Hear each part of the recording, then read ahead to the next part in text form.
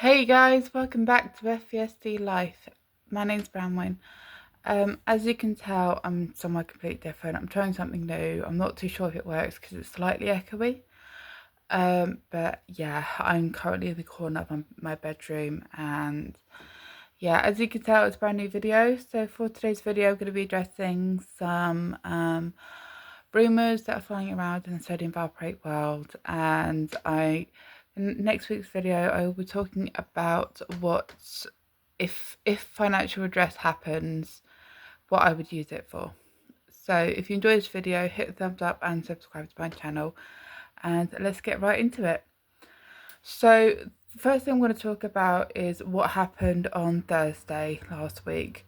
So on Thursday last week there was a public debate regarding it was for the 1 year anniversary of the Hughes report, and because there hasn't been much change with what's been going on, so I'm just going to get right into it. So that morning I went to meet up with a couple of people. We caught the train together, and this helps to show a united front, doesn't it? So we went to Parliament Square, and we walked down a little bit, and I think we went on a green outside the Parliament, and we met with a woman who's a reporter, and she interviewed everyone, but she actually wanted to talk to me in particular privately, which was absolutely amazing. That's never happened to me before. I've spoken to press before quite a few times, but to have someone want to have one-on-one time as a young person affected,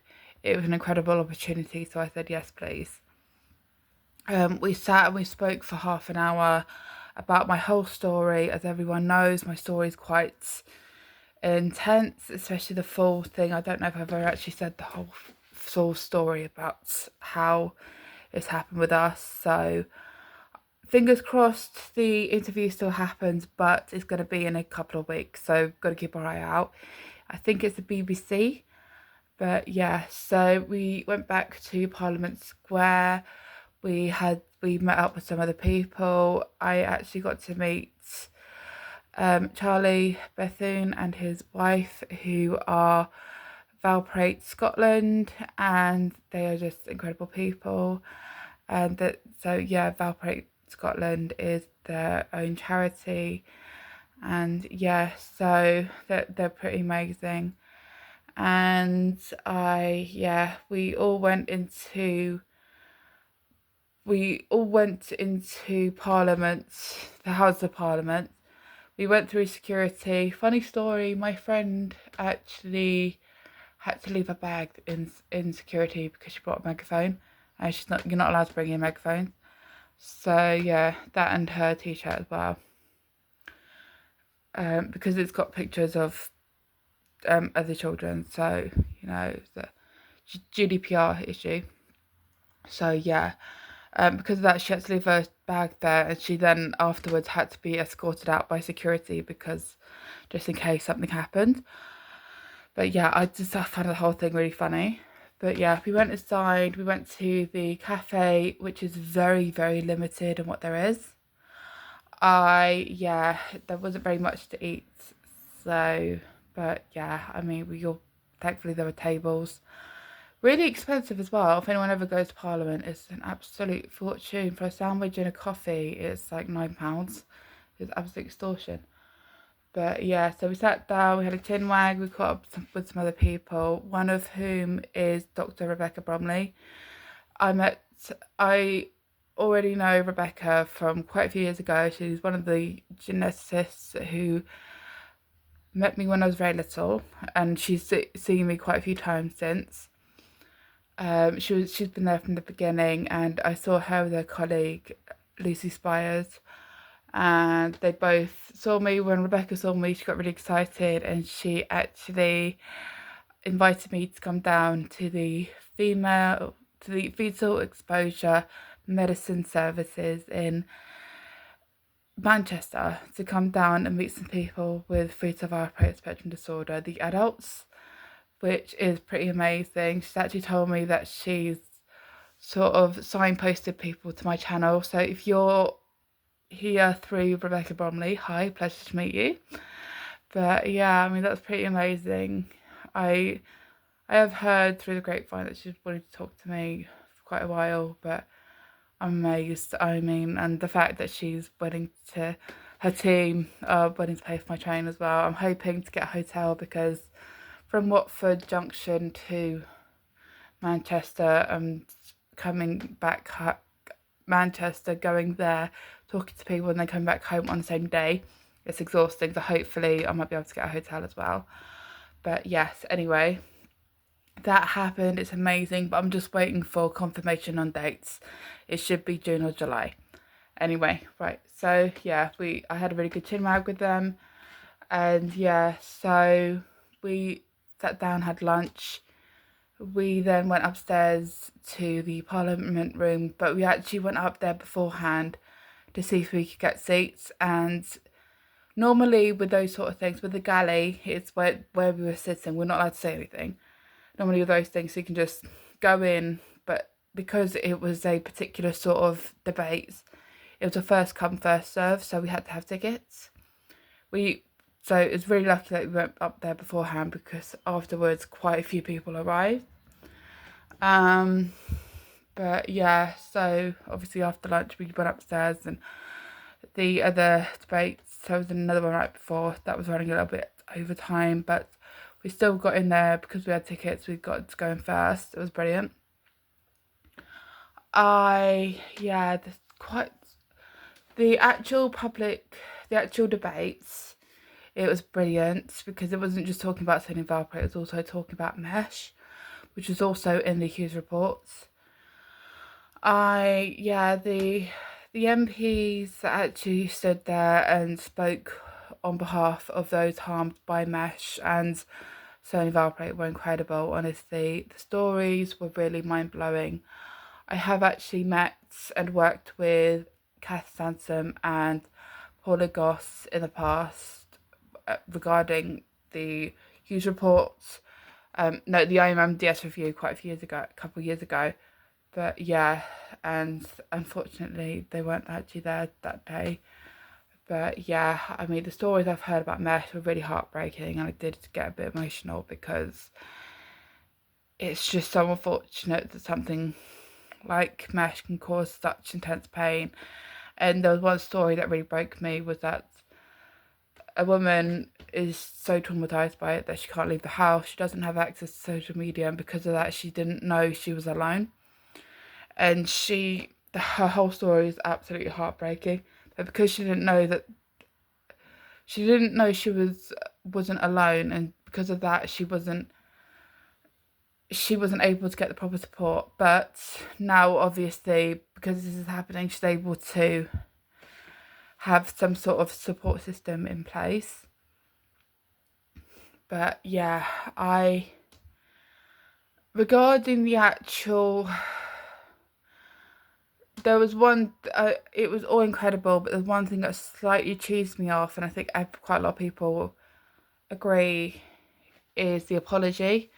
Now, this is the apology to all the victims of mesh and sodium valproate. I was very offended by how she worded the apology. So when it comes to people who like mesh and sodium valproate, I like to say harmed by sodium valproate and mesh, or affected by mesh and sodium valproate. How the Minister of Medicines worded it was complications of sodium valproate and mesh, which I was rather offended by. Of all the ways to word it, it was really, and the thing is, maybe slightly sophisticated a little bit, but it's not really. I mean, I found it really offensive considering, 5,000 milligrams of prescribed overdose. That's not a complication, is it?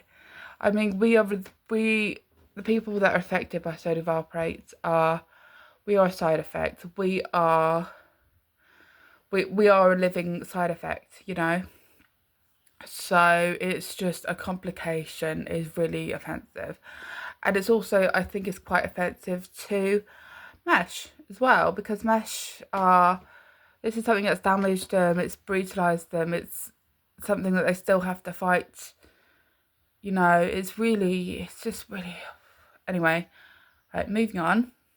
So the meeting finished, we all saw each other, we all had a chin wag. I forgot to mention, I've been having really bad knee issues, and Parliament doesn't actually have lifts everywhere. They have one lift for the cafe and toilets, but when it comes to actually going up to the rooms, they're all actual stone brick steps, so they can't actually put in a lift.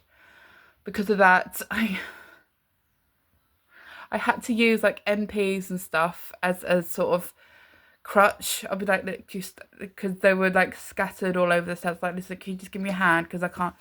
I had to use the right side. There were people standing on the right side, so I said, listen, either move or you give me a hand. And so they ended up giving me a hand up and down as well.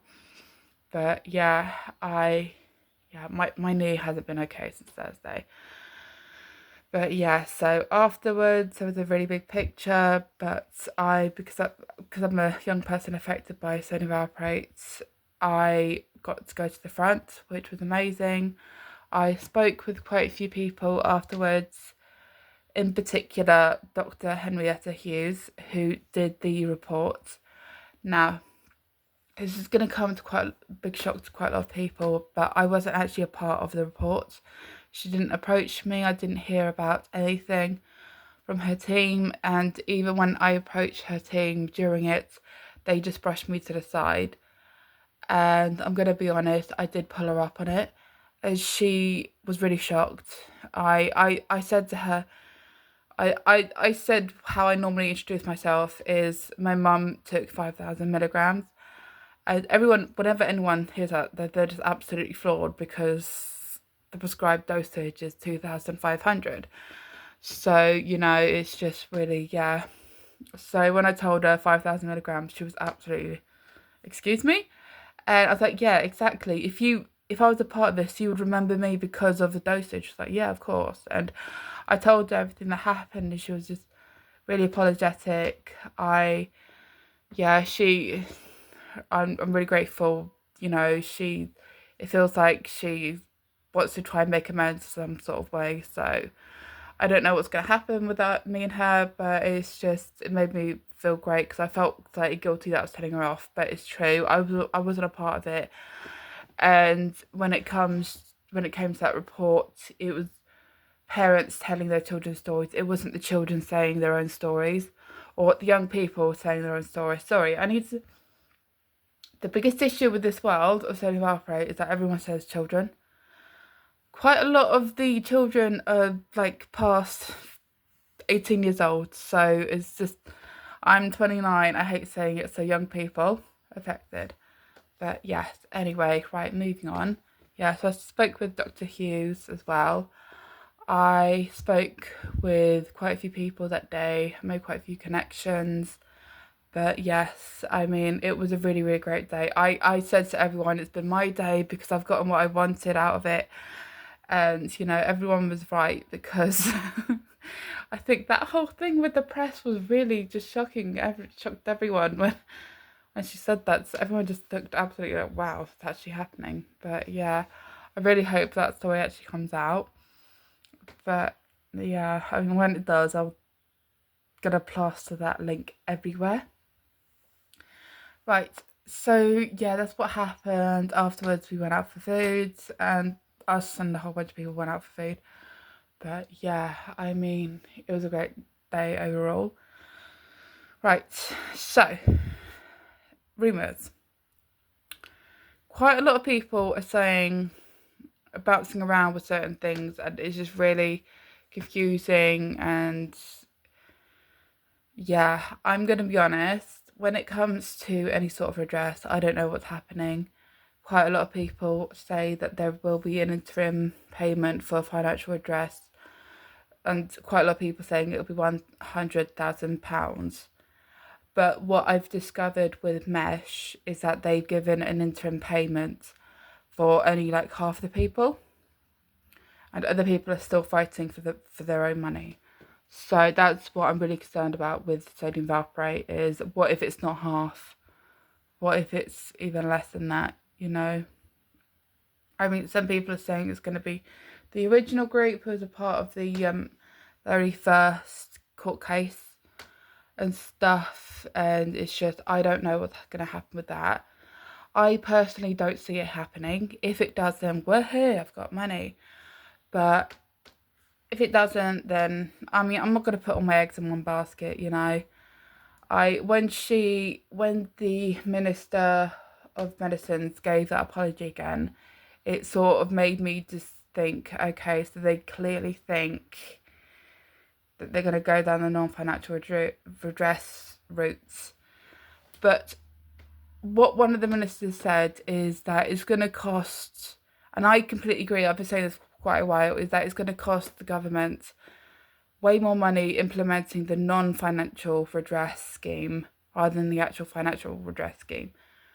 So, I mean, it's true. I mean, we have particular standards when it comes to our own health, and it's very challenging in itself. I mean, with the fetal exposure medicines service, that's a trial basis.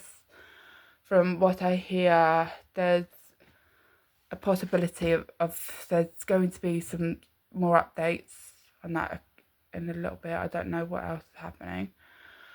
I completely forgot what I was going to say about that, so I'm just going to, yeah, I'll talk about that next week, because I was sent a little bit of information. I don't want to say anything that gets it completely wrong, but yeah, so. Right, so next thing that I'm going to talk about is, this is something that went round quite a lot a couple of years ago, was that there was a Survey Monkey about any sort of financial redress would go into a trust. I really don't want that to happen.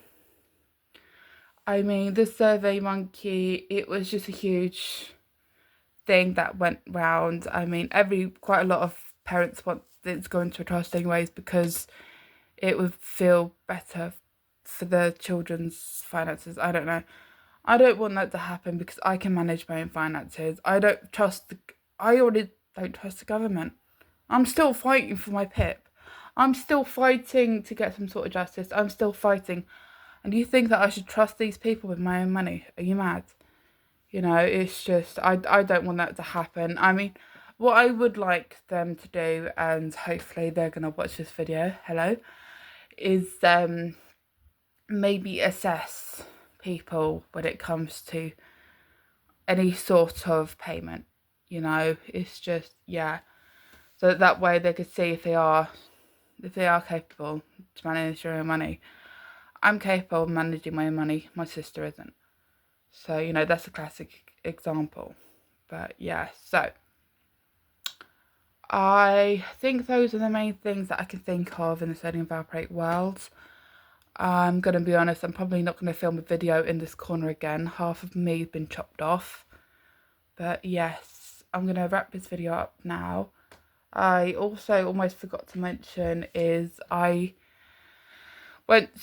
currently under gastroenterology right now because I've been having quite a lot of issues health-wise, and I've been told to start eating gluten again for about 4 weeks and do a blood test.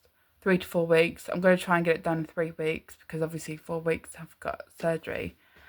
I'm feeling so rough. I'm not even like 1 week in and I'm just feeling really bloated. My skin's flared up. I feel like my weight's been really put on. I feel really, really rough.